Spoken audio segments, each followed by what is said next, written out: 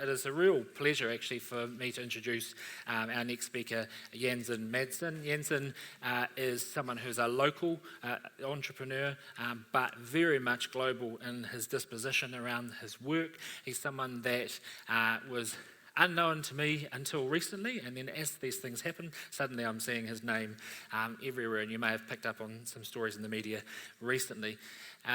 As far as doing business and entrepreneurship from this place and international reach and impact, but also playing in the area of innovation and cutting-edge technology, I think we couldn't have a more fitting keynote coming up next. Janzen is a real success story in this space, and I loved the way that Ali linked Bill and the whakapapa, I guess, of this community and this place into this session today to show that level of connectivity that we enjoy. I'm not going to tell his story for him, but I did find it entertaining when I was going through his bio, because Janzen is a game developer, and he started here in his parents' basement at age 19. Fast forward to today, and his games have had over 6.5 billion visits, and yes, that's billion with a B. But I loved when, aside from a lot of accolades, like being recognised by the Forbes 30 Under 30, at the Roblox Innovation Awards in 2024, where his studio, Splitting Point, won the Best Studio Award. I thought the mention of working with organisations such as Sesame Workshop, the non-for-profit behind Sesame Street, must be an attempt to engage with the audience here, was it? Try and reach for a game or a feature that we may all recognise. So look, for our keynote today, there'll be an opportunity for Q&A, so please do keep those questions coming. But to talk to us about playing with the unexpected, please welcome Janzen Madsen. Yeah, thank goodness he said all that, because I really hate speaking about myself. But yeah, my name's Janzen. I'm the founder of Splitting Point. Been doing it for a few years now. I've kind of got a bit of an agenda today. I'm going to talk a little bit about myself, which I hate doing. I'm going to talk about Splitting Point's origins and kind of what we do, what is Roblox, because it is, a little bit unknown to people, how that compares to, I guess, traditional gaming, some advice for inspiring game developers. Hopefully there's a few of you here, and what I think the future of gaming is. So yeah, a little bit about myself. I was born in Nelson to a couple of hippie parents, I guess you may know them, Paul and Lisa Madsen. My dad's a musician. They actually put me into homeschooling, and I had like a life on the road, and it was good fun. Like, we spent a lot of time in Queenstown and all around. And then when I turned about 14, 15, I went to Waimea College, and yeah, it really showed. I kind of struggled at the first few years. I really hadn't been taught anything by my parents, so they're great people. But yeah, so I was a little bit behind, but I caught up towards the end. So yeah.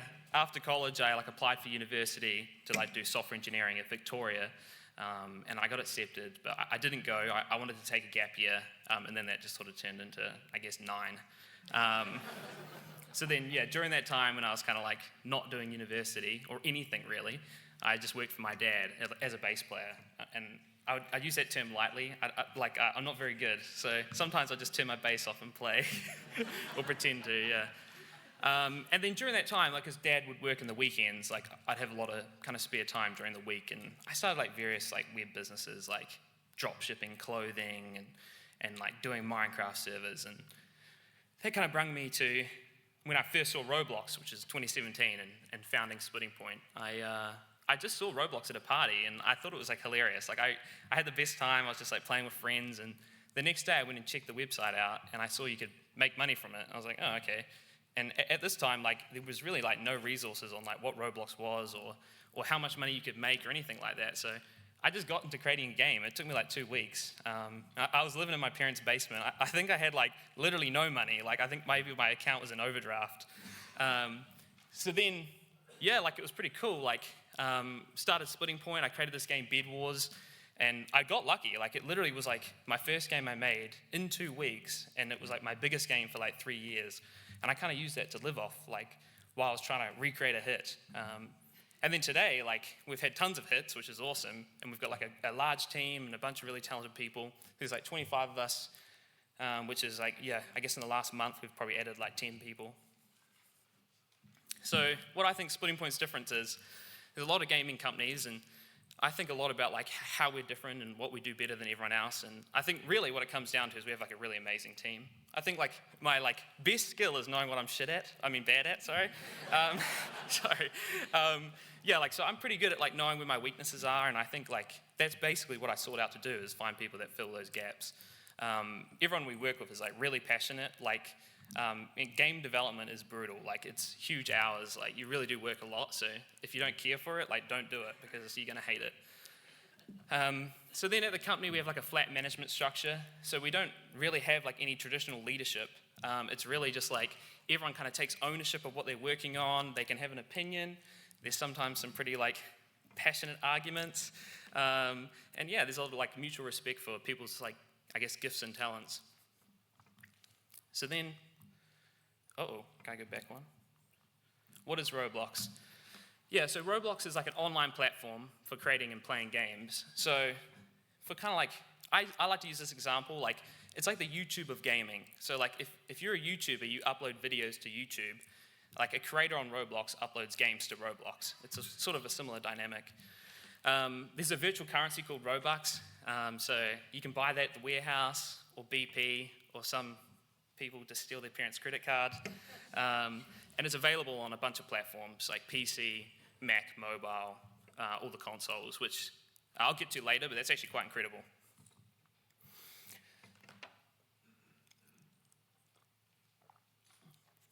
So why did I choose Roblox? Yeah, I mean, Roblox at the time was, it was a lot smaller than it is today, but kind of had sort of the core tenets and pillars that I still think are what kind of make the platform special today. And the first is like pretty easy to get into. Roblox, like development tools are like almost like as easy as it gets. It really is like the beginning to like game development. So even if you want to do things later on in more complex engines, like I actually think Roblox is a really great place to start.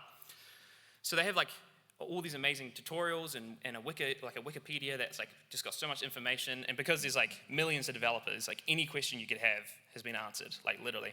I think like when I was doing more programming, like I reckon my job was just Googling programming questions, because I'm not a very good programmer. There's like a built-in audience of millions of people, really. I think 100 million people play Roblox a day, which is crazy. It's probably one of the biggest platforms in the world. I think on average, like every one of those users spends 2 hours in Roblox. So yeah, like it's a great place to publish a game and get people to play, like, and that's pretty unique as well. And then also like a friendly and forgiving development environment. I think when you're like making games in traditional space, like, you know, like for console, like PS5 or something, like people have like an expectation that it's going to be perfect and like bug-free. Whereas like Roblox, the Roblox community is like a lot more forgiving. Thank goodness for me, because I'm not really a perfectionist. So yeah, here's like a few more actionables, like on what the actual engine is compared to traditional gaming. And some of these are industry terms. I'll give it my best to like break it down or whatever. So there's no publishing barrier. Basically, what that means is like in traditional engines, like you have quite a few like, I guess like somewhat bureaucratic like processes to publishing your game. Like on PlayStation, it has to go through QA testing, it has to get approved by PlayStation itself. Whereas Roblox, you can literally press one button and it's like published to millions of people. Yeah, it's crazy. And that's still like, you know, one of the real like true powers of Roblox today. There's a live service built in.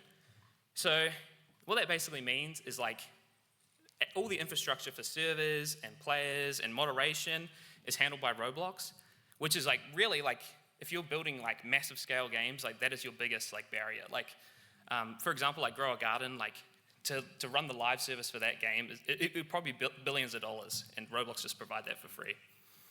So there's cross-platform by default, which means like you can publish and it just instantly goes to phone, mobile, you know, PC, all these consoles. Whereas like in traditional engines, I know it's terrible, but you have to like kind of recreate your game for every different platform. So it's a lot of overhead, it's more cost. And then some sort of more like minor things, but there's a community marketplace. So every piece of Roblox, like, I guess like IP on the platform's created by users. So if you edit your avatar and you put a hat on it, like someone's made that, like it's not made by Roblox. And then it's free to develop. And this is not so true today, like some of the engines are starting to go for free models, but yeah, you basically can just get into Roblox for free. There's no upfront costs or anything like that. In fact, my first game, I spent like $40 advertising it, and yeah. So my role at the company, I originally was focused on programming, and thank God I don't do it anymore because I'm actually terrible. I'm not a great programmer. So I've evolved into a game designer, or in other words, just like a glorified ideas guy. And I'm pretty unorganized, like an unorganized CEO. My wife's in the audience, like I drive her mental. So it's not just like professionally as well, I'm unorganized personally. So, so yeah, like people like asking me questions all the time and I never answer them. So I've got a couple of people that I like call like the professional guys at the company. And most of the time they just do all the answering of like kind of semantic questions. Actually, it's really important sometimes. Like, I've had like periods where I didn't invoice people for like 6 months and stuff like that. So thank God I'm not the CFO. So like some notable projects that I've worked on. Field Trip Z, I made this in 2020. Wacky Wizards, I made that in 2021. Gunfight Arena, I made a couple years ago. Dusty Trip, worked on last year, and then more recently, Grow a Garden, which is in 2 months bigger than any game I've ever made on the platform combined. So it's pretty crazy. I know, like, I think it was Johnny said, like, we had 6.5 billion plays. Like, Grow a Garden's had 10 billion in 2 months. So it's like 8 years of work in 2 months, basically. So yeah, Field Trip Z. This game had 1.6 billion plays. My role in this was programmer and designer. I just made it with one guy, Ryan. He's like one of my best friends. He still works with us, thank God. And we created it in 2 months. It was during COVID, so I had nothing else to do except work, really. It was actually pretty crazy. Like, I just worked till like 2 a.m. and then wake up at like 7 or 8 and just keep working on the game for like 2 months. It was a good time. And it basically inspired by COVID. Like, the whole premise of the game is you go to school and then there's like a zombie outbreak and you have to like survive the outbreak, basically. Yeah. It's like a choose your own adventure. Yeah, I don't know. Then there's Wacky Wizards, which is like a game that I made with a friend, Matt. We made this in like 1 week. It was my first game that got over 100,000 active players. And all this game is, you just like mix ingredients and potions and you drink them, and then it makes your like neck go like floppy or your arms go funny. It's like, I think this game actually is kind of when we started to become like get like a little bit known for like our style of development. It's pretty cool. And then Dusty Trip, that was a game that we actually acquired this last year off like a team, and we started working on it, and it's probably the most brutal project I've ever worked on. I think like we probably only had like 5 people, 10 people at the company at the time. And I think legit everyone was probably working like 18 hours a day. It was brutal for like 6 months. So my role in that was game designer, thank God. And it was like kind of our first large team. So I think we probably ended up around 10 or 12 after this game. And we've done a bunch of integrations with it. Like, I think there's like this is how much I know about the company, I guess, but I think we're doing something with like Jurassic Park right now. And we got this like Lego integration, and every time I go to the meetings, I think I stress them out because I'm like trying to put guns in the game and stuff. But yeah, I know like Lego people got all mad at me because it was about some like patent stuff, but it's all good. Like, yeah, I tend to drive them mental, I think. And then this game, all you do is you drive. So it's like a resource management game. So you basically have fuel and you put it in your car and you drive along, and it's like a apocalyptic world. It's kind of continuation of Field Trip Z. And then our biggest game, Grow a Garden, we had 21.6 million active players in it. It's the most players ever to be in a game ever. And it's broken, I guess, multiple world records. It's really cool to be a part of. I don't actually really think about that kind of crap. Like, I just like enjoy working on the game. So it is pretty cool to be a part of. Like, I think I'm going to get like an official like Guinness thing or something like that. But yeah, like, I don't know. It's pretty cool. And all this game is like, you just grow a garden. So you pick up seeds, you plant them. I mean, it's so simple, it's in the name. And then you just sell them and do it again. And apparently like hundreds of millions of people want to do that. So yeah, like, so we do like weekly updates. And yeah, there's a massive team on this now, like 25 people, which is, I guess, not that massive, but big for us. And we do updates every week at like 2 a.m. And usually they finish around 4. And yeah, it's just a really simple game. So that kind of brings me to this point, like working from Nelson. I don't know, there's not really anything to note. Like, the internet's like global, right? So you really can just work from Nelson. The only weird thing about it is, like, yeah, every weekend we stay up to like 4 a.m. doing the update. And then our work week is on a Saturday. Like, we just do Sunday, Mondays off, but most of the time not, actually. So yeah, and it's a good working environment. Like, one of my, like, what I try to be daily habits is go for like a walk, and I use it to like kind of think about like features and updates, kind of try to be creative. I think actually Tony Downey told me to do that, ironically enough. I think he's here, so it's good advice, thanks. Then I guess I'll talk about how to create a game. I know this seems a little simple, but it kind of is like this, I guess. So you just have an idea. It's like 1% of the work. And then you kind of just plan what the game's going to be. So what does that mean? Well, you plan what the player's going to do. If you think about grow a garden, right? The player buys a seed, they plant the seed, they sell the seed, they do it again. And that's really the plan of the game. And then I like to prototype it. So I try to build a very kind of the simplest version of that as possible. And because I'm not a perfectionist, usually I just release that. But most great developers kind of, I guess, make it look better. But yeah, we just release the prototype most of the time. And then how do games make money? So Roblox has a currency called Robux. And you can use that to purchase in-game items. So for example, grow a garden, you can buy a tomato seed. It might cost you $5. And I thought this was kind of funny, actually. Some of the seeds in-game are more expensive than real-life seeds. I didn't realize it was $2 to buy tomato seeds from the warehouse or whatever. I kind of thought it was funny that we're selling tomatoes, virtual ones, for more. It was kind of weird. So yeah, examples of that is like I said, the purchasables, and then sometimes you can do game passes, which would be sort of more permanent buffs, 2 times cash or something like that. Yeah, my advice for working on Roblox, and once again, kind of a little bit industry specific, but I thought I'd talk about it. Scope creep, so that's an industry term which basically means don't let your projects become huge. If you're a team of 2 people, don't go make GTA 6. Just you don't have to have these crazy projects that are recreating real life. You really can just do something simple. Wacky Wizards is just about brewing potions. Expectations of immediate success. I think I got pretty lucky. My first game was successful, and then it literally took me 3 years of pretty grueling work to even get close to that success. So it can take a while. And then my advice for being successful in game development is be passionate. Don't do game development if you don't like games. It's I don't know if that's obvious, but yeah, it would be terrible. I think it'd be a terrible job. Keep it simple. Kind of just the opposite of don't make it big. And then my favorite company slogan, just do it. I think half of creating a game is just starting, and the people that succeed are people that learn how to do it themselves and sort of go out and get the resources. So yeah, I mean, you could just download Roblox tonight and start creating a game. It's actually that easy. And then some people specialize in Roblox, and thank goodness for that. So roles in Roblox, programmers, so these are people that do all the coding. 3D modelers, so these artists and stuff like that. Audio engineers, sound guys. Animators, they do make the characters dance or something. So what do I think the future of gaming looks like? I've got a lot of opinions on this, but I'll try to keep it a little bit simple. I think gaming is heading in the direction of smaller teams. I think traditional gaming, people that release games on PS5, they have hundreds of people working on these games and spend millions of dollars and still fail. So there's all these small teams that are having massive success. Rapid iteration, so fluid companies. I think actually the AI guys talked about it earlier, just being able to adapt, not in a scared way, but just I change my ideas all the time. I sometimes have worked on things for 6 months and then just decided one day I kind of hate this, so, and I just pivot the whole company on a whim. Yeah. It is. Yeah, I guess it's bad. Yeah. Yeah. So then, I mean, having a focus on your players. I think people are kind of sick of these investor-led games that only care about juicing their players for as much revenue as possible. And then a cool kind of thing is genuine connection with your community.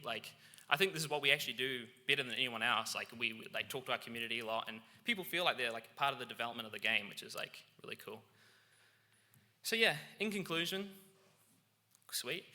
Game development is a global phenomenon. So yeah, it's just a global audience. It's a pretty cool business to be a part of. There's actually because you're selling virtual things a lot of the time, you're not actually having to have inventory and stuff. So a lot of those pretty complex problems logistics and stuff you just don't exist. There's plenty of roles to specialize in. So there is almost a role for everyone in gaming. You could just be a writer, you could just write stories for games, or you could just test the games, play them.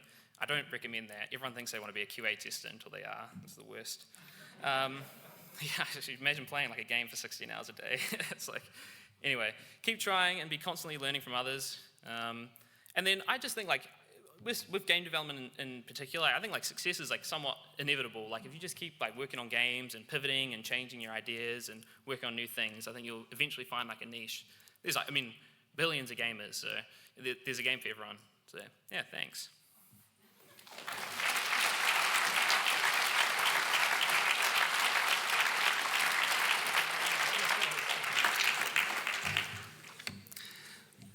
That was fantastic. Thank you so much. So many of those slides, I thought you could remove the words gaming or other things, and it would have been a great message for the whole day, and even beautifully summarising some of the other discussions we've had. A bunch of questions have come through, so I will, credit to the audience, go straight to them. First one is from Nicole Pluck, and it's, who would be your mentors? You come up. There's a few game developers that I have like as mentors, I guess. They like, I've learned a lot from them, from development, for design. There's like a few business leaders. Like I speak to like the guy that founded Zynga a lot. He created Farmville, and I kind of look up to him as like a personal hero. Yeah, I'd say that those kinds of guys are my mentors. Mm-hmm. And just a note, I guess, from someone is, you are my son's hero. He really wants some candy blossom. There you go. And a lot of comments coming through. Actually, the next one's from Paul Brocky, which says, can you stop my staff playing your games to the early hours of the morning? They come to work looking like the Walking Dead. Next one, similar note from Stephanie Gray. Would you like to come to our house for dinner? You get to choose the ice cream flavours for dessert from Mr. 13 and 11. There you go. All right, a question. You've talked about being based here in Nelson, and some of the benefits you see of that. This question here from Sally is, congratulations on having the most played game in the world. Was there anything which would have helped your business develop, which the region could provide to see others emulate your success? Oh geez, kind of a tough one. I think like, maybe like a game design course at MIT or something like that would be cool. Like, yeah, I think like, because like we're so abstracted from any like geographics, like it's kind of a hard answer. Like, yeah, like everyone we work with is like around the world. Like we don't even have an office, so yeah, I don't think it's like region specific. Yeah. And you say you're not good at what you do, but you're given your success, you are clearly also very good at some things. What are they? And is it game understanding or user insight? And I guess a related question that was on my mind, you talked about success being inevitable if you keep trying enough, and that everyone kind of breaks through at some point. But not everyone breaks through, and not all those games break through in the same way yours have. So what do you think you've done that is unique or different? Yeah, I mean, like, I've actually probably failed more, like, on Roblox, like, I was kind of known for, like, the guy that made the most games. Like, I've failed, like, I've got probably, like, 70, 50 games that I've made that, like, did nothing. And I think, like, my only attribute that I've had, like, is my resilience to failure, basically. Like, I've just, like, failed, and then I don't even, sometimes I should reflect on it, I guess, but so I just, like, get in there and do it again. Like, it doesn't bother me at all. Like, and that's what I'm known for on the platform, is just, like, creating so many games, and like a lot of people like have a failure in it. It really like kind of gets them like down, and yeah, I just keep going. So that's what I'd attribute to, honestly. Yeah. And actually, yeah, beautiful. I actually had some related notes around that, because you talked a lot about fast failure. You had rapid iteration, nothing to lose, and I wonder, given you are been so willing to experiment, and you started in 2017, and you've just had this attitude of just going for it and not being worried. You've got a team of 20 now. Okay, so 25. So you've got a reasonable sized business. With the success that you've accumulated, the business you've got now, the legacy, has that feeling of having nothing to lose changed at all? Not really. Like, I don't know. Like, it's weird to think. Like, I don't actually like wake up and feel like I've made it. Like, in fact, like I actually think I haven't achieved anything. Like, that's how I actually think about. Like, when I even think about grow a garden, like, I just want to create more games. Like, I don't really like even think about the success of it at all. Yeah. Yeah. And if you're attribute so much to luck. You said you got lucky, and we hear that in entrepreneurship a lot. How much of it do you think generally applies to luck and breaking through? And I guess if you hadn't had that early breakthrough, would you be on a different path, or do you think you'd still be trying? I don't know. I actually think about that a lot. Like, I could do a bit of soul searching. I don't think I have a great answer for it. Like, I actually do think about that a lot. I think I was like pretty lucky. Obviously I like lived at my parents' house. Like, maybe even a little bit of a loser. Like I was just downstairs like gaming most of the time, but but like yeah, no, I do think about that a lot, and I think like it's natural for people to like succeed and then like think they've got something special. But I've met like so many successful people, and often I just like don't think they're all that. Like a lot of them just got lucky, and then they're just real arrogant. So yeah, like.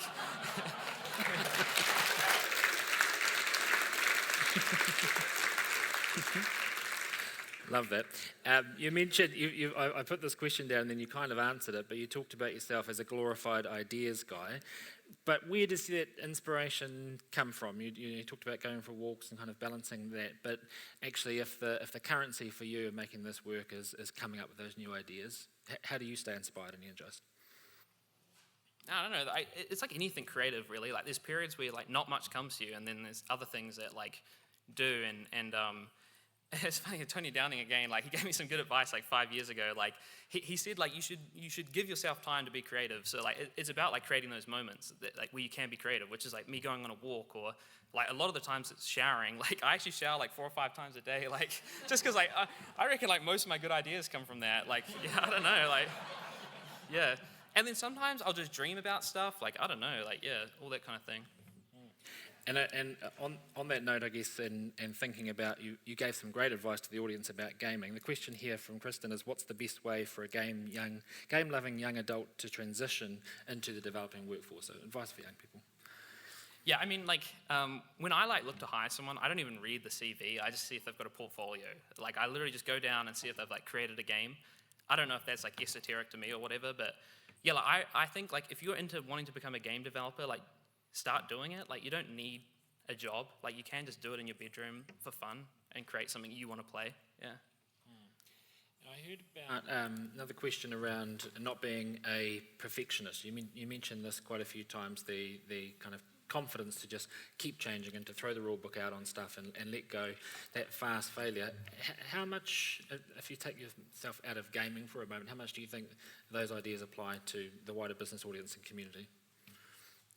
Yeah, I don't know. Like, I don't think like, I think if you spend all your time planning your business, like it's like you've spent all this time planning and not enough time doing it. Like it's kind of how I view it a little bit.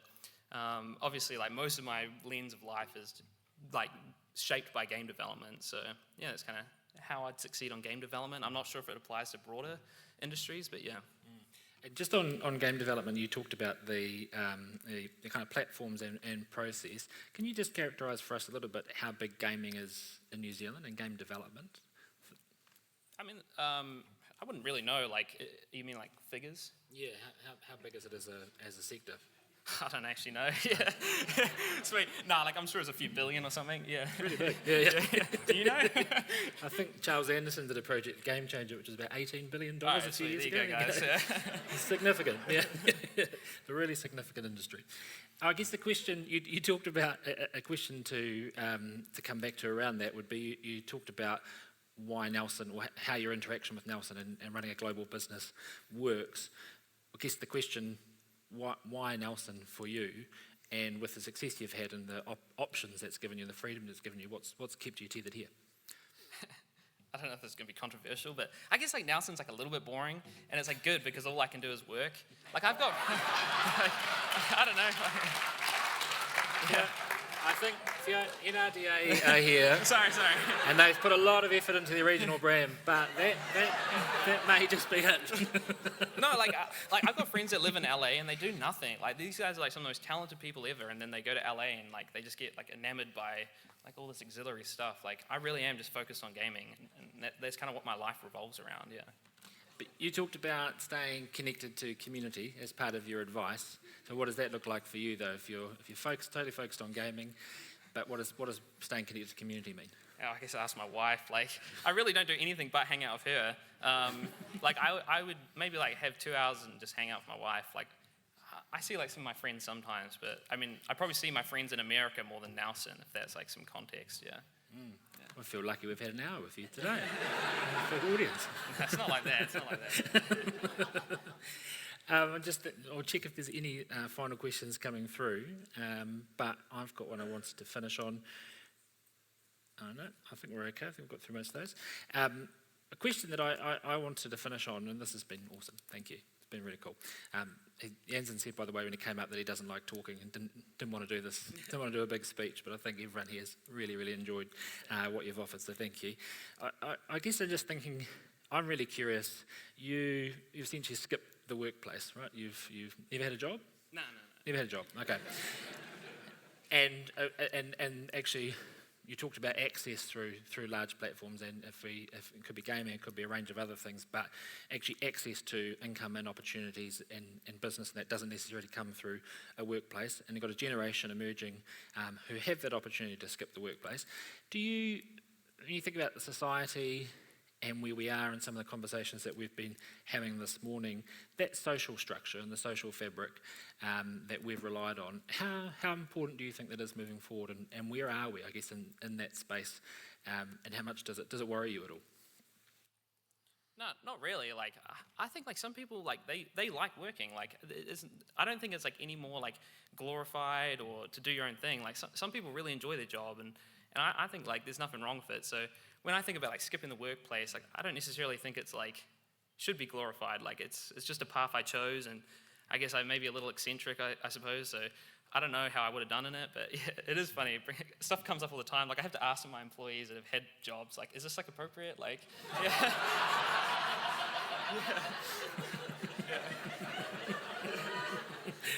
It's an awesome place. It's an awesome place to finish it, but I really want to acknowledge you for bringing such energy and lightness to this conversation actually as well. Despite being, I think, humorously self-deprecating and sharing your story so lightly, it is actually extraordinary what you've achieved, and actually exemplified by the attitude that you've brought through here today. I think whilst you may be mystified by why it's worked, I don't think the audience is. So thank you very much. Round of applause.